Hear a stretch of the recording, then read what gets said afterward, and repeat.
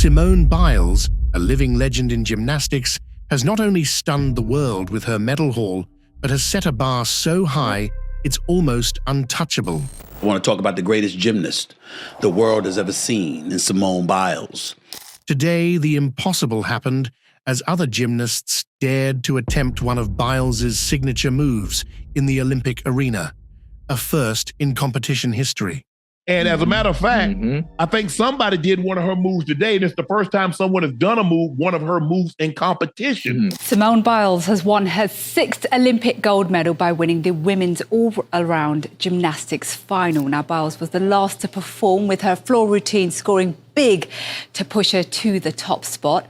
At 27, Simone Biles defies age and expectations, becoming the oldest athlete in 72 years to clinch a competition victory. The American now has 6 Olympic golds in her career. Biles returns to winning Olympic ways since Rio 2016 and now becomes the oldest athlete to win the competition in 72 years at the age of 27. She also becomes the first gymnast to win non-consecutive all-around Olympic titles. Shawn Johnson, a fellow gymnastics icon, openly reveres Biles, highlighting the respect she commands from even the greatest in the sport.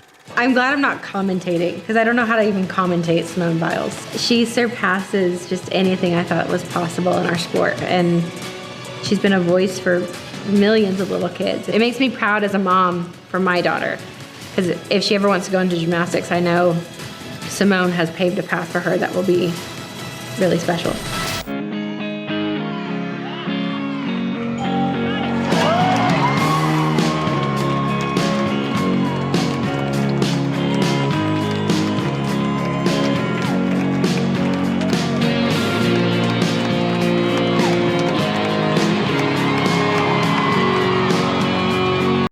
The world must bow to the unrivaled greatness of Simone Biles as she secures yet another gold for the United States. Speaking of Snoop in the Olympics, man, one thing that we have to show some more respect to is some of our Olympians. I think one of the best Olympians of all time that does not get enough flowers is Simone Biles. It's because she won gold medal. Shots to the Olympic team, you know what I'm saying, gymnastics team going crazy.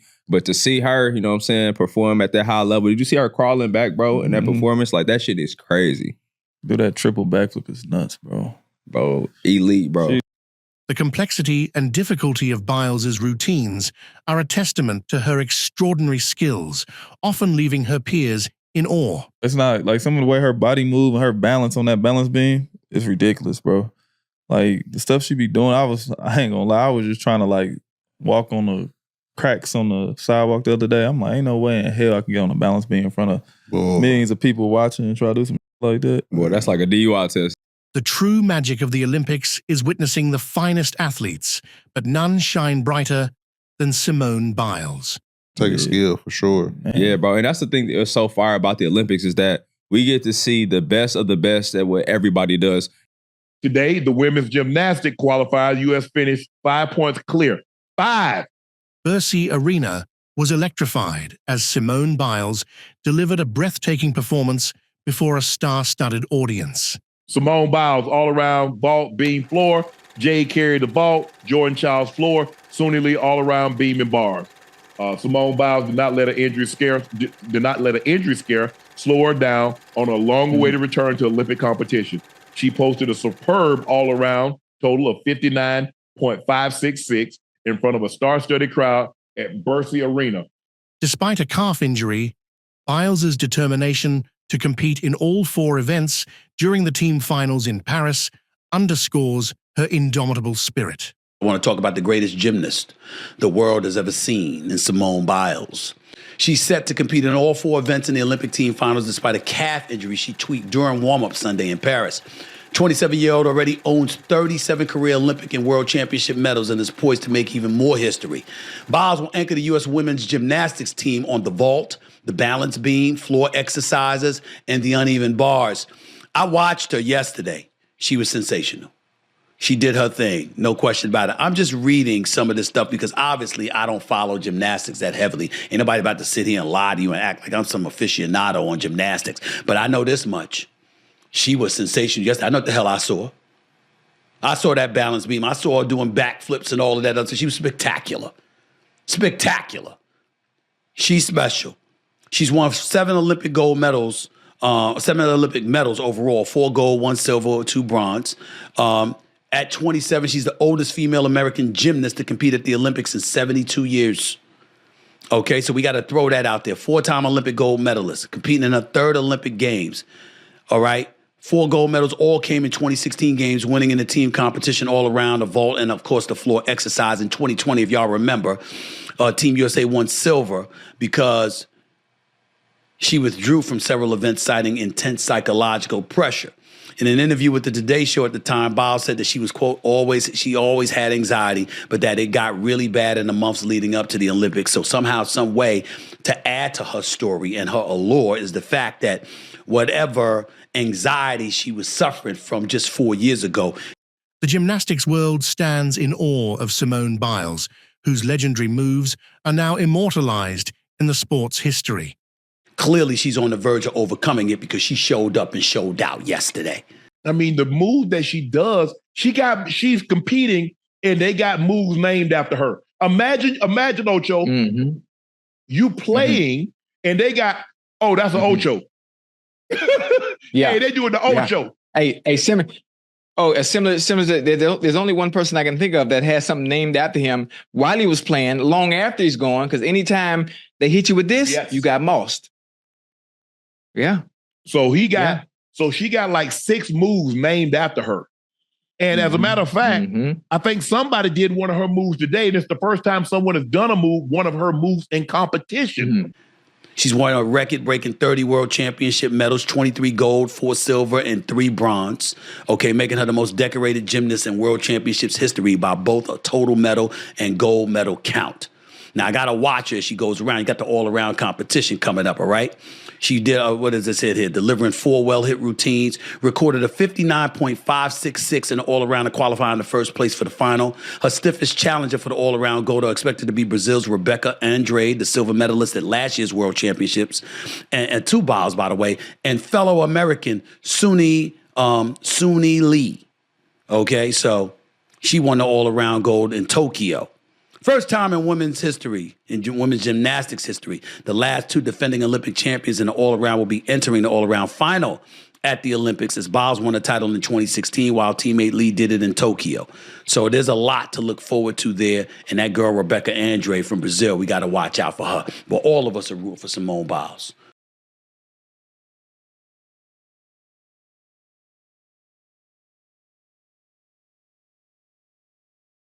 Simone's reflections on the competition revealed her strategic mindset and emotional resilience. After an unexpected performance on the bars, she was relieved to see her scores and grateful for her decision to perform the double pike, a routine she initially hadn't planned on.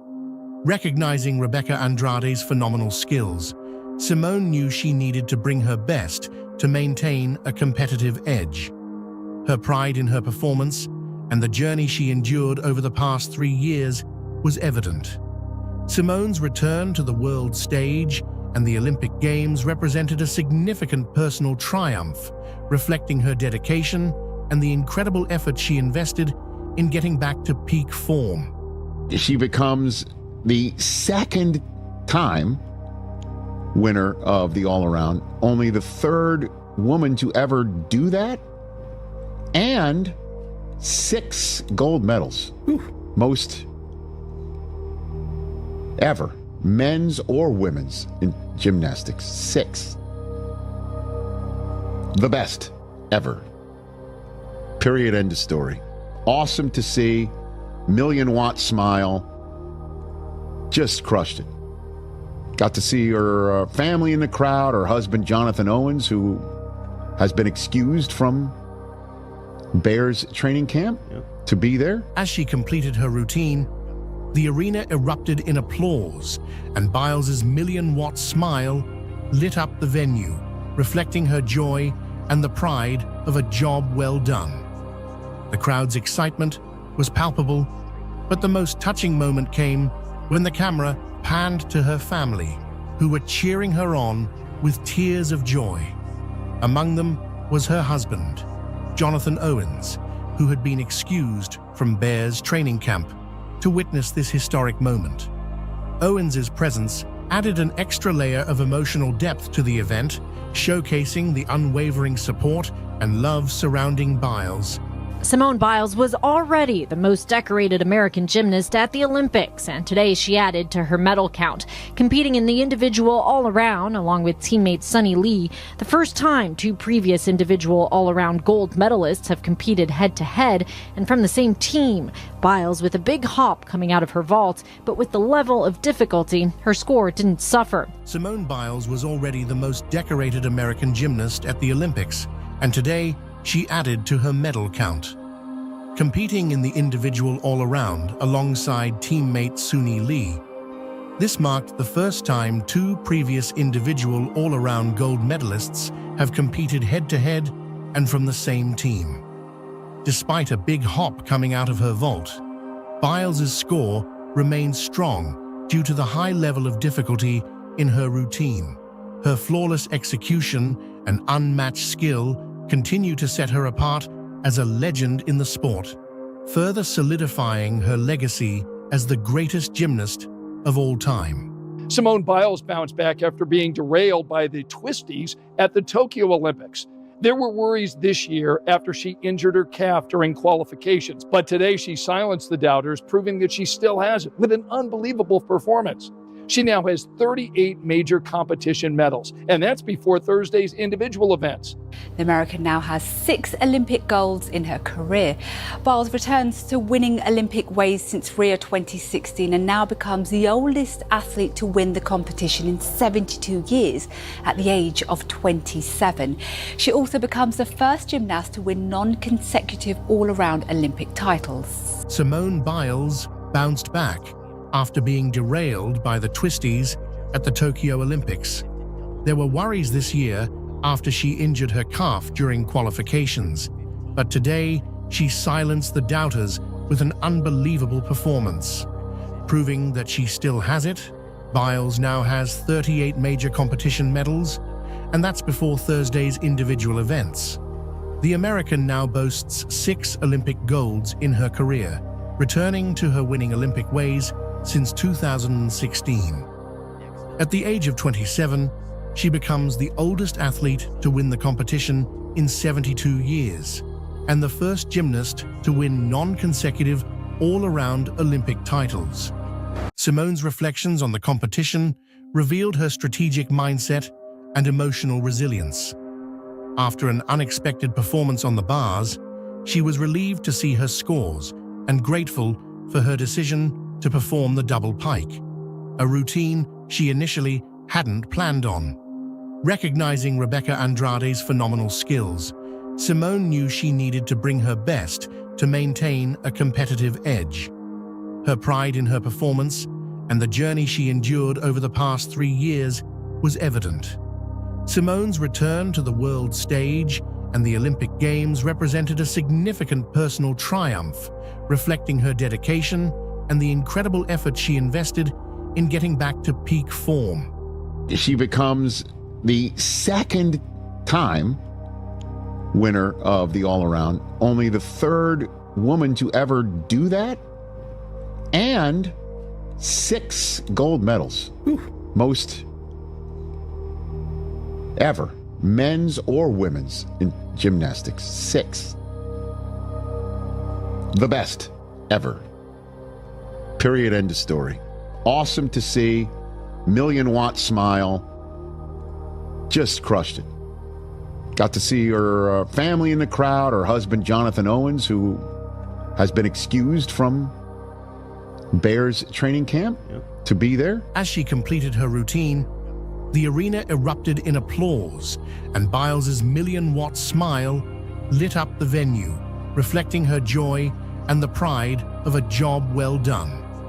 The crowd's excitement was palpable, but the most touching moment came when the camera panned to her family, who were cheering her on with tears of joy.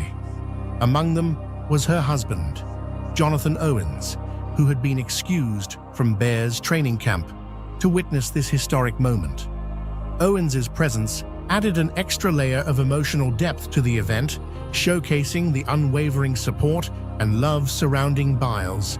Simone Biles was already the most decorated American gymnast at the Olympics, and today she added to her medal count, competing in the individual all-around along with teammate Sunny Lee, the first time two previous individual all-around gold medalists have competed head-to-head and from the same team. Biles with a big hop coming out of her vault, but with the level of difficulty, her score didn't suffer. Simone Biles was already the most decorated American gymnast at the Olympics, and today she added to her medal count. Competing in the individual all-around alongside teammate Sunny Lee, this marked the first time two previous individual all-around gold medalists have competed head-to-head and from the same team. Despite a big hop coming out of her vault, Biles' score remained strong due to the high level of difficulty in her routine.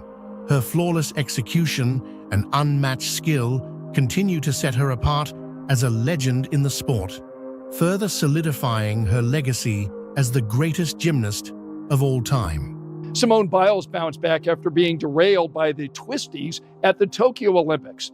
There were worries this year after she injured her calf during qualifications, but today she silenced the doubters, proving that she still has it with an unbelievable performance. She now has 38 major competition medals, and that's before Thursday's individual events. The American now has 6 Olympic golds in her career. Biles returns to winning Olympic ways since Rio 2016 and now becomes the oldest athlete to win the competition in 72 years at the age of 27. She also becomes the first gymnast to win non-consecutive all-around Olympic titles. Simone Biles bounced back after being derailed by the twisties at the Tokyo Olympics. There were worries this year after she injured her calf during qualifications, but today she silenced the doubters with an unbelievable performance.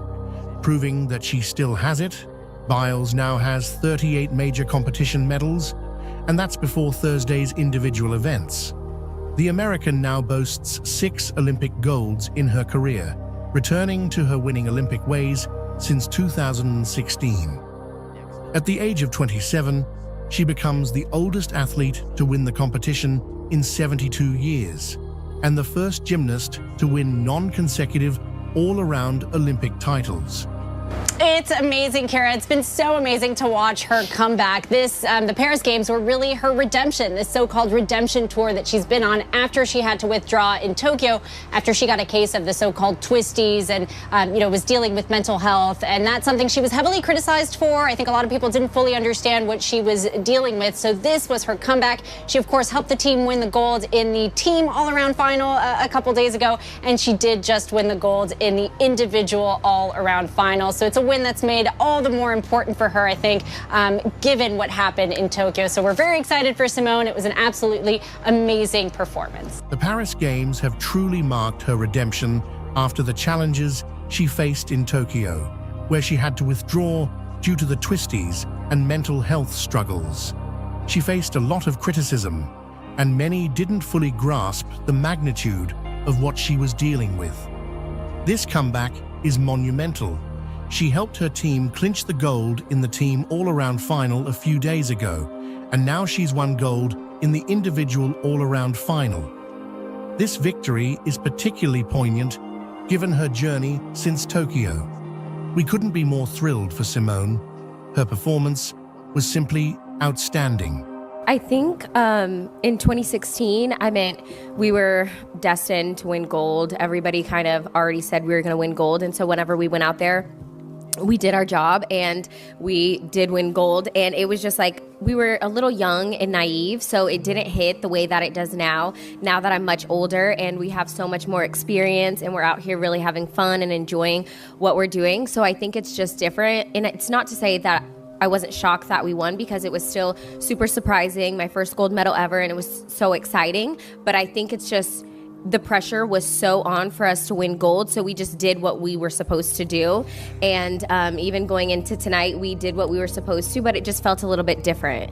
It was super exciting. We had fun. We enjoyed each other's time out there, and we just did our gymnastics. Simone Biles reflects on her Olympic journey, noting a significant shift in her perspective from 2016 to now. In 2016, the high expectations for her team to win gold created immense pressure. And while the victory was exciting, it didn't feel as impactful due to their youth and the foregone conclusion of their success. Now, with more experience and maturity, Biles approaches her performances with a different mindset, finding greater enjoyment and appreciation for the process. The pressure has lessened, allowing her to savor her achievements more fully. This evolution highlights how personal growth has changed her experience of success, making recent victories even more meaningful and joyful. A disappointing performance on the uneven bars for Biles, but then shining on balance beam and then electrifying on the floor. Teammate Suni Lee with a beautiful performance on the uneven bars and guaranteeing herself a spot on the podium after her floor routine. Biles taking the gold, Lee grabbing the bronze. But at the end of the day, it is crazy that I am in the conversation of greatest of all athletes because I just still think I'm Simone Biles from Spring, Texas that loves to flip. Biles had a challenging performance on the uneven bars, but rebounded spectacularly on the balance beam and floor exercise. Her teammate Suni Lee delivered a stunning performance on the uneven bars, securing her spot on the podium. After a captivating floor routine, Biles claimed the gold medal, while Lee took home the bronze. Reflecting on her achievements, Biles finds it surreal to be considered among the greatest athletes of all time, emphasizing that at heart, she's still just Simone Biles from Spring, Texas, who loves to flip. So at the beginning of the day, I started off with therapy this morning, so that was super exciting. And then I told her I was feeling calm and ready, and that's kind of exactly what happened. But after I finished vault, I was relieved. I was like, whew, because at least no flashbacks or anything. But I did feel a lot of relief, and as soon as I landed vault, I was like, oh yeah, we're gonna do this. Simone Biles began her competition day with a therapy session that set a positive tone for the rest of the day. She expressed to her therapist that she felt calm and prepared, which proved to be accurate as the day progressed. After completing her vault routine, Biles felt a significant sense of relief. Landing the vault successfully helped her avoid any troubling flashbacks and boosted her confidence. Did the USA basketball make the right move? I think they whiffed here. I completely believe they lost a golden opportunity. Everybody knows that the reason why our teams around the league are having sellouts are because Caitlin Clark and the Indiana Fever are coming to town. Would Caitlin step in if a player is too injured to play? But if there is a player on that roster that's too injured to play and they call you, what would your reaction be? Yeah, I think it would be a great opportunity.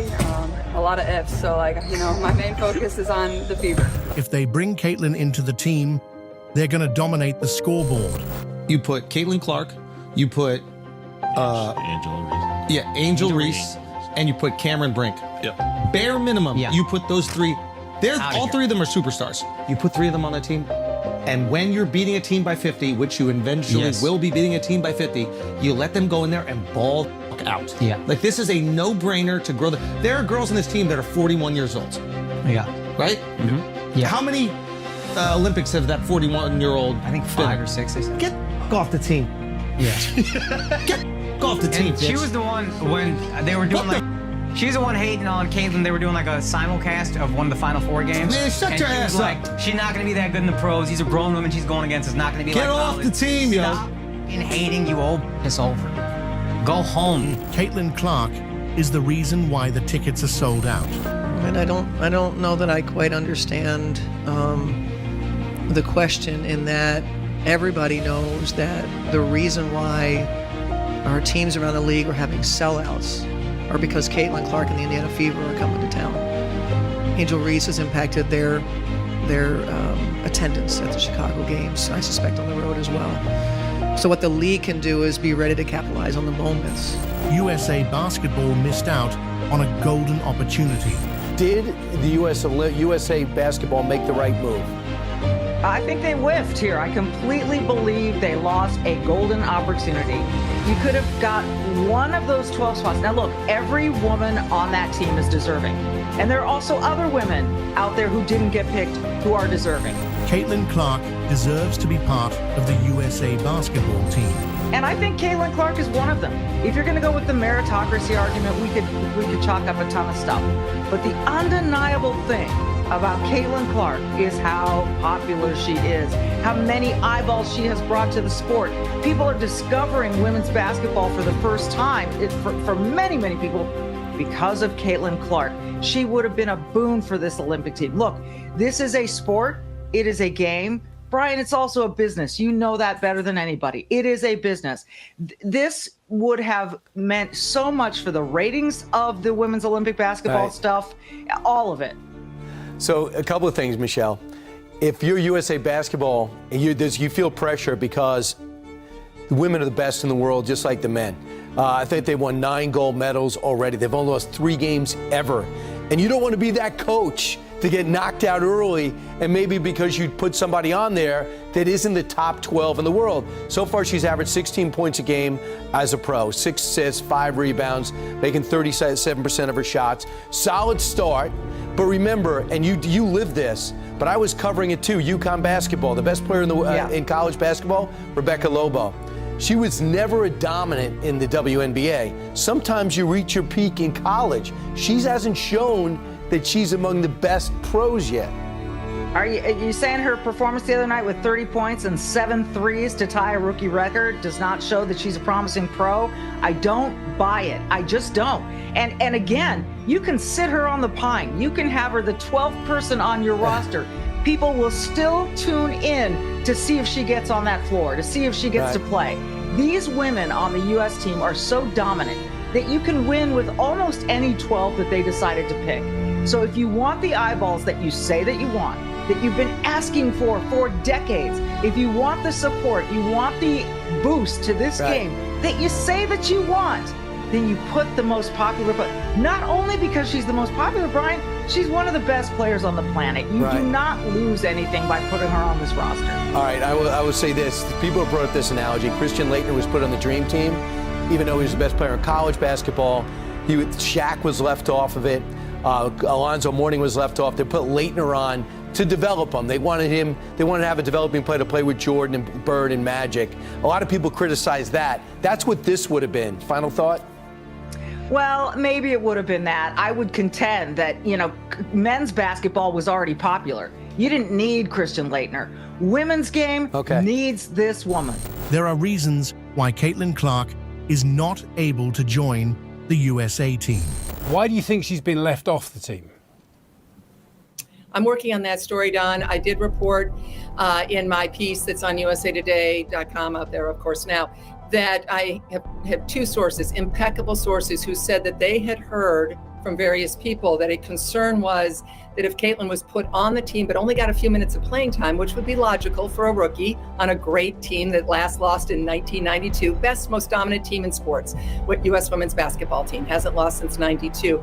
If she only got a little playing time, that all of her fans would be upset and would be, I guess, just storming the gates and on radio shows and on social media. I couldn't believe my ears that was a discussion topic in the meetings about the reaction to Caitlin Clark. So I'm working on that. I'm trying to get that pinned down, but those 2 sources are impeccable.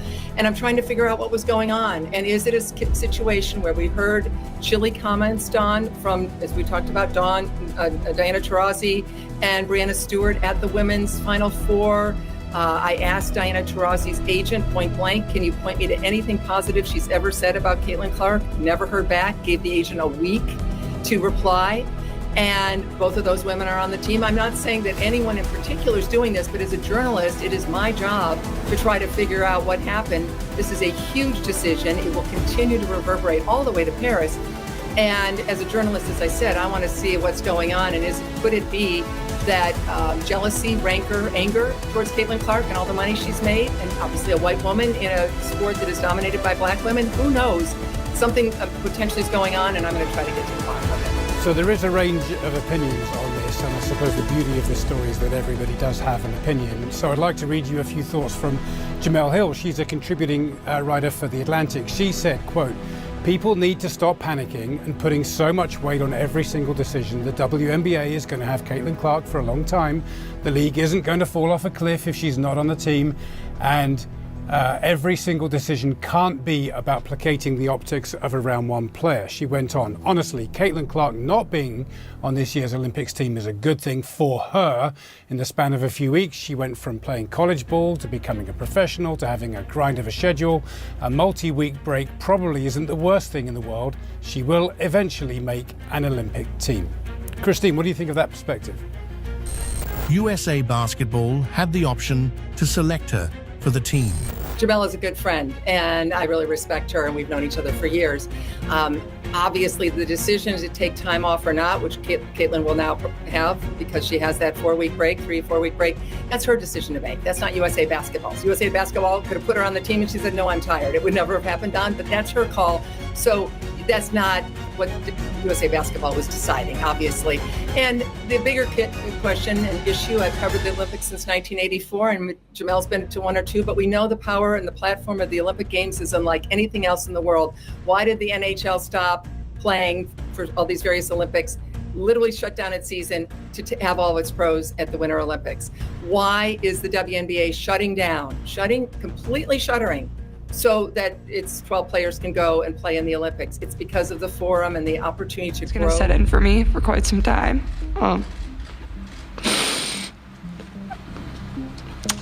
I want my legacy to be the impact that I can have on young kids. I think it's, it is what it is. It's whatever they see on the videos, what they're going to call. But I think we could have responded a little better. The WNBA game is always intense and physical, like a non-stop showdown of strength and strategy. The WNBA game has always been physical, has always been violent. Everybody is getting fouled hard, not just Caitlin Clark, but everybody is getting fouled. Caitlin's stepping up big time, poised to lead our squad to new heights. Hey, Caitlin, we're watching you evolve. We're watching your game evolve a little bit, and we're seeing you become more of a vocal leader to the team. Clark's aggressive gameplay lead to potential disciplinary action. The question of whether Caitlin Clark faces suspension due to flagrant fouls looms large in discussions surrounding her performance. As a prominent player in her sport, Clark's aggressive style of play has occasionally led to incidents that raise concerns about potential disciplinary actions. In a surprising twist at the recent meet, Noah Lyles, known for his sprinting prowess, was unexpectedly defeated by Louis Hinchliffe in the 100-meter dash. Lyles, who had been favored to win, was outpaced by the up-and-coming Hinchliffe, whose performance was nothing short of stunning. From the start, Hinchliffe took control, and despite Lyles's efforts, he couldn't catch up. The race ended with Hinchliffe finishing well ahead, marking a humiliating loss for Lyles.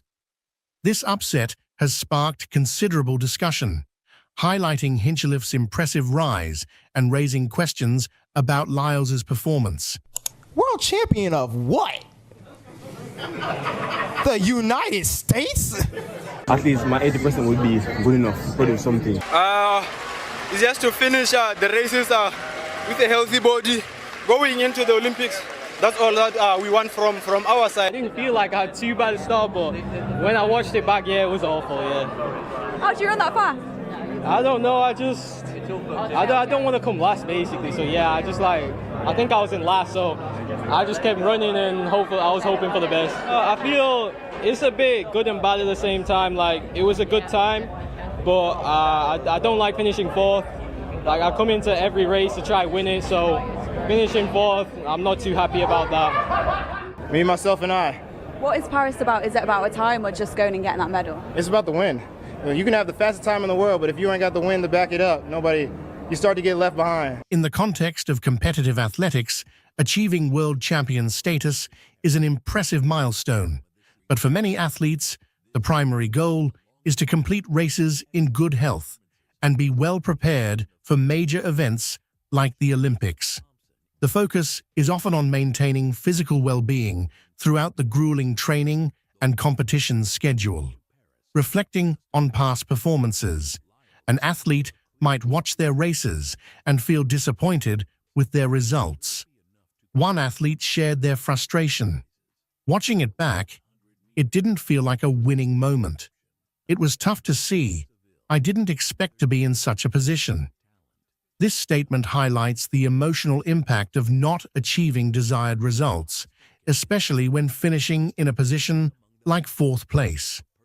Despite their hard work and dedication, falling short of the top spot can be disheartening. I entered every race with the intent to win, so coming in fourth is not where I want to be. The mindset going into the Paris Olympics is focused on more than just achieving a fast time. The athlete emphasized, it's not just about the fastest time, it's about securing the win. This underscores the importance of not only performing well, but also achieving victory. You can have the quickest time in the world, but without that winning edge, it's hard to stay at the top. Ultimately, the goal is to secure a medal, as it's the win that truly defines success, not just the speed. It's just surreal, to be honest. There was a lot of setbacks throughout the whole season, but I had faith in Coach Carl, and we got the job done. So it's not finished yet. Still got trials and then hopefully the Olympics. But yeah, it's just surreal. It's an amazing feeling. I was a little scared. I was like, oh, it's not looking good. But I don't know. It just all came together at the end. It's kind of been like that the whole season. It's like kind of scared, and then it's like just a bit relaxed, and then it just ends it perfectly. So I think it's kind of my year this year. It's just unrealistic, but it's like kind of possible. It's kind of two at the same time. Like then it seemed impossible, but we did it. But yeah, it's surreal. It's just a surreal feeling. It feels amazing because last year was like a major disappointment. A lot of people said I ran well. It was good for our first time, but getting beat by like that big a margin, it was a big disappointment for me. So I just put that towards this year, worked hard, and yeah. In the journey of an athlete, facing challenges and setbacks throughout the season is common. An athlete might express that while it feels surreal to achieve their goals, there have been numerous obstacles along the way. Reflecting on the season, the athlete mentioned, there was a lot of setbacks throughout the whole season, but had faith in Coach Carl and I, highlighting the importance of trust and perseverance in overcoming difficulties. As the athlete prepares for the upcoming trials and potentially the Olympics, they convey a mix of emotions. It's an amazing feeling, a little scared. Despite initial fears and concerns about their performance, everything seemed to fall into place towards the end of the season. This realization brings a sense of disbelief and excitement. It's just surreal. It feels amazing. This feeling of surrealism is often accompanied by a contrast to previous disappointments. The athlete admitted that last year was marked by major letdowns, including being beaten by a significant margin. It was a big disappointment for me, they said, reflecting on how this drove their determination to improve. The athlete used last year's setbacks as motivation, working hard to overcome those challenges. I just put that towards this year, worked hard, and yeah, they concluded. This narrative encapsulates the journey of turning past disappointments into a driving force for current and future success. Possible, so yeah, it's it would just fulfill that childhood dream of representing my country. I'm very excited. I didn't go to the trials last year. I went the year before, and it was kind of like last year's NCAA. I didn't make it through the rounds, so hopefully the same as this, I can get some momentum and hopefully make a final. The minute the gun went off, it was just full throttle, just everything, just get everything today. It's what we've been working for the whole year, so it means a lot as well. I think it's been like that since I was a kid. It's always been the last 30, just slow to start, but just give everything to the line, stay patient, stay relaxed. Yeah, it all comes together at the end. Representing one's country is the fulfillment of a childhood dream, and this athlete is excited about that possibility. It would just fulfill that childhood dream of representing my country. I'm very excited. Reflecting on past trials, they faced challenges last year but are determined to avoid the same mistakes this time. Hopefully, make a final. When the race starts, their focus is unwavering. The minute the gun went off, it was just like, give everything today. From childhood, the athlete has always given their all in every race. It's always been like that since I was a kid. Give everything to the line. Staying patient and relaxed is key, with the belief that it all comes together at the end. This journey highlights their dedication and perseverance to achieve their dreams. Last year I had a lot of races that didn't go my way, so having a lot of races kind of pan out perfectly, it does give a bit of a confidence boost. But you got to be careful at the same time. I can't expect every race to be the same, so always got to be ready for that one race that's not going to go my way. Relax, just don't think about anything, just go into the flow state, not really thinking about too much, not getting nervous. Because if I'm tense, I'm nervous, I'm going to be moving slower, so staying relaxed as possible, just not thinking about anything. Did you see where you were again? Yeah, I had a quick look to my left, and I could see a lot of guys kind of to my left, a bit ahead of me. So just a quick glance, but then it's just, at that moment, it's just like literally give everything I had. Well, very, very, very pumped. With last year, it was a massive disappointment, so going into these, it's amazing. I feel good. It's like it brings out the best in everyone. Everyone's running the best, so yeah, it's just the right setting and right environment. Reflecting on last year, the athlete recounts a series of races that didn't go as planned, which was a significant source of disappointment. They faced numerous challenges and setbacks, which made it difficult to maintain confidence. However, this year has seen a remarkable turnaround, with many races going smoothly and ending in success. This change has provided a significant confidence boost, but the athlete remains cautious. They understand that not every race will go perfectly. I can't expect every race to be the same. The athlete stresses the importance of staying mentally prepared for those races that may not go as hoped. It's crucial to maintain focus and adapt to whatever happens on the track. They strive to enter a flow state during races, avoiding overthinking and staying calm under pressure. This setting has been perfect for achieving outstanding performances. Ultimately, the athlete's journey underscores the importance of resilience, focus, and adaptability.